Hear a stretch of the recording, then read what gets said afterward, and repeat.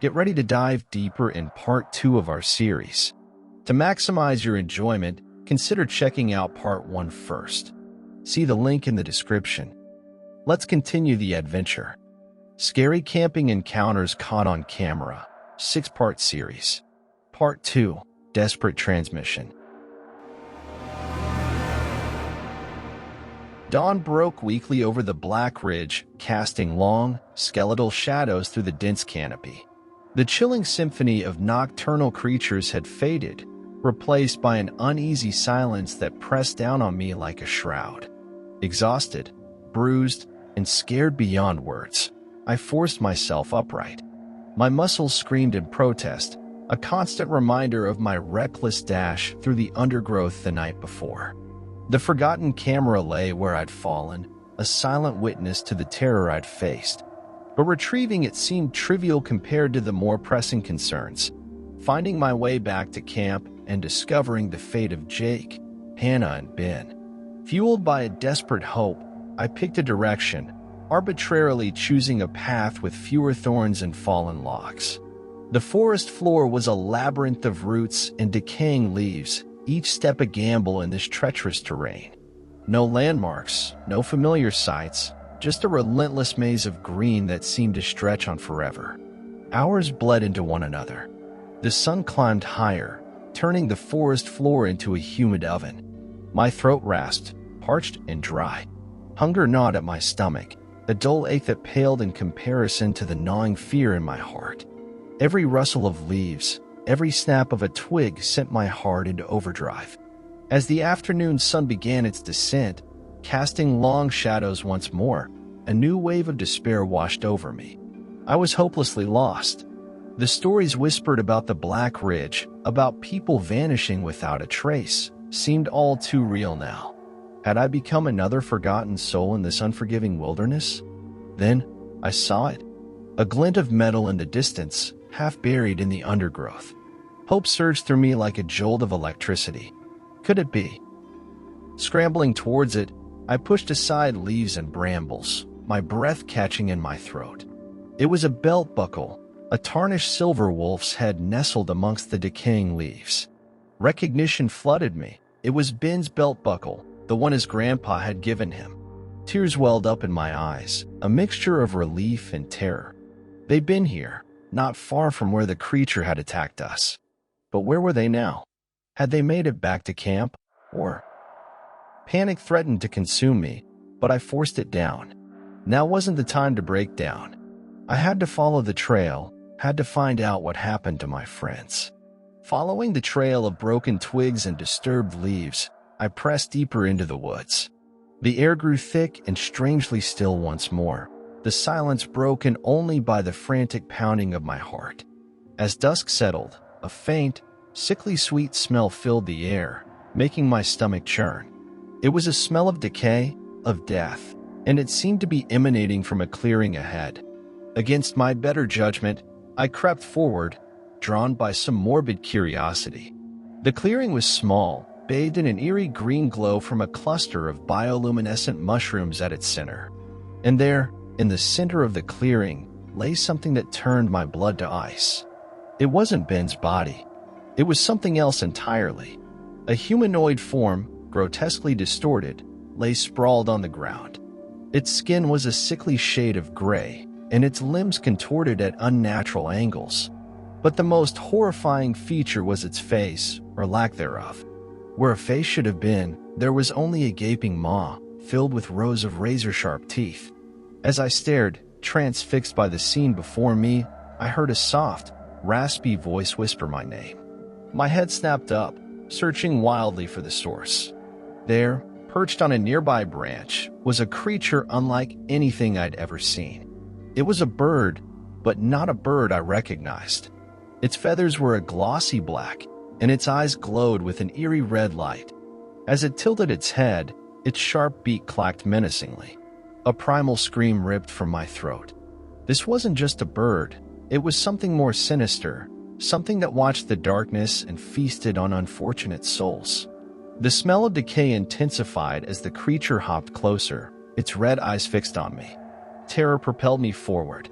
I didn't think. I just reacted. Turning on my heel, I sprinted away from the clearing, crashing through the undergrowth, the chilling clack of the bird's beak echoing behind me. The creature pursued, its raspy voice calling my name, a chilling sound that spurred me on. I ran until my lungs burned, until my legs threatened to give out from under me. Finally, as darkness engulfed the forest, I stumbled onto a familiar path, the one that led back to camp. Relief washed over me, a tidal wave of emotion that brought me to my knees. Stumbling back to camp, I found it eerily silent. The fire pit was cold, devoid of ashes or embers. The tents lay crumpled and abandoned, looking like deflated balloons in the fading light. Panic surged through me, a cold dread that coiled in the pit of my stomach. No Hannah, no Jake, no sign of their equipment, not even a stray backpack or a dropped water bottle. It was as if they had vanished without a trace, swallowed by the hungry darkness of the Black Ridge. A choked sob escaped my lips. Was I the only survivor? The thought hung heavy in the air, suffocating and chilling. Had they escaped the creature and gone for help? Or had they met a gruesome fate in the depths of the forest? Tears streamed down my face as I stumbled through the campsite, desperately searching for any clue, any sign that might point towards their whereabouts. But there was nothing, just an unsettling silence that echoed my own fear. Driven by a sliver of hope, I fumbled in my pocket and switched on my phone, praying for a miracle. No signal. Of course not. The forest seemed to have a way of swallowing everything whole, light, sound, and now perhaps even my friends. Despair threatened to overwhelm me, but a sudden guttural growl ripped through the silence, ripping me from my despair. My head snapped up, searching the darkness for the source of the sound. But the woods were veiled in an impenetrable shadow, obscuring any potential threat. The growl came again, closer this time, sending shivers down my spine. Grabbing a burning log from the fire pit, I brandished it like a torch, its flickering light casting grotesque shadows on the surrounding trees. Fear clawed at my throat, making it difficult to breathe. I needed to get out of here, to find some form of shelter before whatever lurked in the darkness found me. With a newfound urgency, I scanned the perimeter of the campsite, desperately searching for an escape route. And then I saw it. A narrow path, barely visible in the moonlight, snaked its way deeper into the woods. Was this the path Ben, Hannah, and Jake had taken? Or was it a trap, a lure set by something malevolent in the darkness? Hesitation gnawed at me, but the idea of staying in the exposed campsite was unbearable. With a deep breath, I decided to follow the path. The crackling flames of the log cast an unsteady light, dancing wildly on the forest floor as I ventured deeper into the unknown. The air grew thick and oppressive, the silence broken only by the snapping of twigs underfoot and the frantic beating of my heart. Every rustle of leaves, every flicker of shadow sent a jolt of adrenaline through me. I felt watched, hunted, the red eyes of the creature from the clearing a constant presence in the back of my mind. The path led me deeper into the heart of the anomaly zone, the static on my compass growing louder with every step. It was like pushing against an unseen barrier, a feeling that sent shivers down my spine. The forest pressed in on me from all sides, the thick canopy blocking out the moon, plunging me into an inky blackness. Suddenly, the flames from the burning log sputtered and died, leaving me in complete darkness. Panic clawed at my throat, and I stumbled forward blindly, the path disappearing beneath my feet.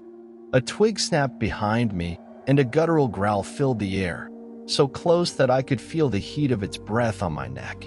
I screamed, a desperate, primal cry that echoed through the silent woods. But the scream died in my throat as I felt a cold, slimy hand clamp over my mouth. Another hand, strong and cold, encircled my arm, dragging me backwards.